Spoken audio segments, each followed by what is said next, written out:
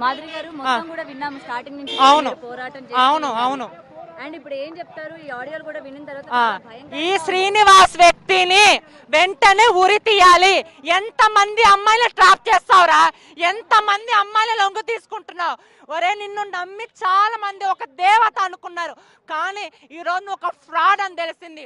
ఇప్పుడు ఒక అమ్మాయి వచ్చింది మొన్న వర్షిని, నీ నోరుతో నీ పాపం నోరుతో అన్నావు, ఇంకా మిగతా 10 మంది ఉన్నారని. ఏందిరా, ఇటు ట్రాన్స్జెండర్ కమ్యూనిటీ పరువు తీస్తున్నావు, ఇటు అఘోరాల పరువు తీస్తున్నావు, ఇటు సనాతన ధర్మం పరువు తీస్తున్నావు.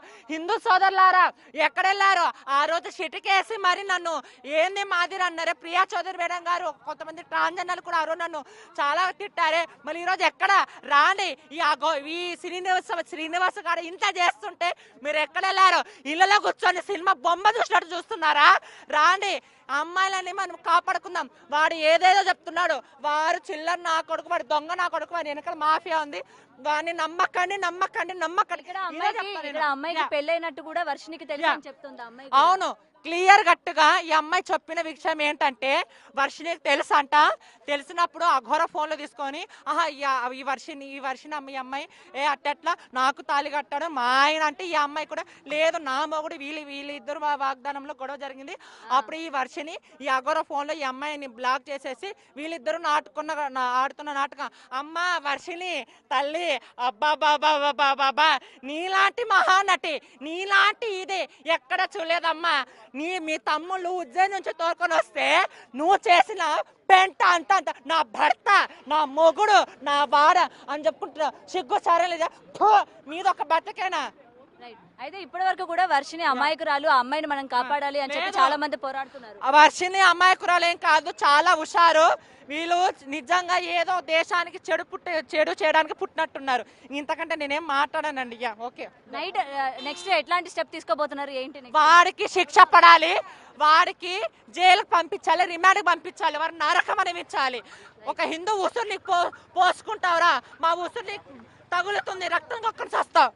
రైట్, ఇది ప్రెసెంట్ అయితే ఇటు శివరుద్ర అలాగే మాధురి గారు కూడా మాట్లాడడం జరిగింది. అయితే వర్షినికి కూడా అన్ని కూడా తెలుసు, ఇప్పటి వరకు అమ్మాయికి ఏది తెలియదు అని చెప్పి అందరూ కూడా అమ్మాయిని రక్షించాలి అని చెప్పి ఏదైతే మాట్లాడుతున్నారో, కానీ నిజంగా అమ్మాయికి ఈ శ్రీనివాస్కి సంబంధించి ఇంతకు ముందు పెళ్ళైందని తెలుసు, ఈ అమ్మాయి ఉందని తెలుసు. వీళ్ళిద్దరూ కూడా నా భర్త అంటే నా భర్త అని చెప్పి కూడా కొట్టుకున్నారని చెప్తున్నారు. మరి ఇప్పుడు అమ్మాయి చేత లీగల్గా ప్రొసీడ్ అవడానికి శ్రీనివాస్ మీద కేసు పెట్టడానికి అయితే ప్రెసెంట్ అటు శివరుద్ర మాధురి వెళ్తున్న పరిస్థితి కనిపిస్తుంది. Cameraman Sanjitha Gautami reporting, Hyderabad.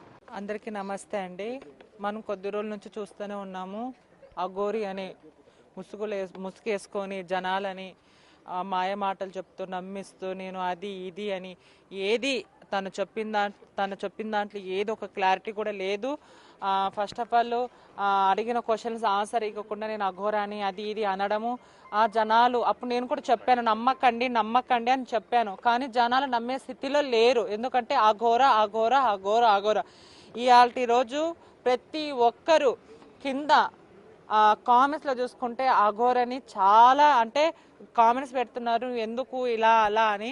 So నిజంగా ఒక ట్రాన్స్జెండర్ పరువు తీస్తున్నాడు ఇట్లా అఘోర వేషం వేసుకొని, అలాగే ఒక అఘోర వేషం వేసుకొని అఘోర పరువు తీస్తున్నారు, నాగసాధులు పరువు తీస్తున్నారు, ప్రతి ఒక్క కమ్యూనిటీ పరువు తీస్తున్నారు. ముఖ్యంగా హిందూ పేరు అడ్డం పెట్టుకొని హిందూ పరువు తీస్తున్నారు. ఆ రోజు ఎక్కడెళ్ళారండి? ఆ రోజు మీడియా ముందర మాధురి ఇట్లా చిట్టికేసి మరీ నాతో ఛాలెంజ్ చేశారు కదా, ఆడపిల్ల నేను ఆడపిల్ల నా దగ్గర ప్రూఫ్ ఉంది అది ఇది ఉంది అన్నారు కదా. మళ్ళీ ఈరోజు తను ట్రాన్స్ అని తెలుసు, శ్రీనివాస్ అని తెలుసు, తను ఏమేమి అని అన్ని తెలుసు. మళ్ళీ ఈరోజు ఎవరు వచ్చి మాట్లాడట్లేదు, ఏం నోర్లు పడిపోయాయి కొంతమంది.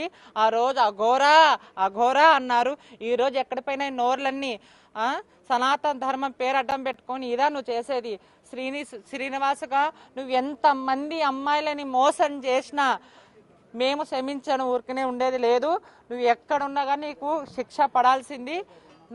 ఆడపిల్లలకు న్యాయం ఆడపిల్లలకు రక్షణగా ఆడపిల్లలకు రక్షణగా ఉంటారంటే నువ్వేం చేస్తున్నావు? పరువు తీస్తున్నావు నువ్వు. అసలుకి నువ్వు మనిషివేనా? లేకపోతే కడుపుకి ఏం తింటూ నువ్వు ఏం కథ? అసలుకి సమాజానికి ఏం మెసేజ్ ఇద్దాం అనుకుంటున్నావు? ఎన్నో రేపుల హత్యలు జరుగుతున్నాయి, ఎన్నో మడ్డలు జరుగుతున్నాయి. దీని గురించి స్పందించక సనాతన ధర్మం విని విని విని జనాలు ఒకటి ఇది అనుకుంటున్నారు. ఆ సనాతన ధర్మం అంటే నీకు తెలుసా? అసలు ఏంటో తెలుసా? అంటే కాశీలో ఉన్నాను, నేను అక్కడ ఉన్నాను, ఇక్కడ ఉన్నాను అనే సనాతన ధర్మం అంటే జనాలను మంచి చేసే సనాతన ధర్మం, నీలాగా ఫేక్ లాగా చేసేది కాదు. ఆడపిల్లలకి న్యాయం చేద్దాం అంతే అండి. ఓకే.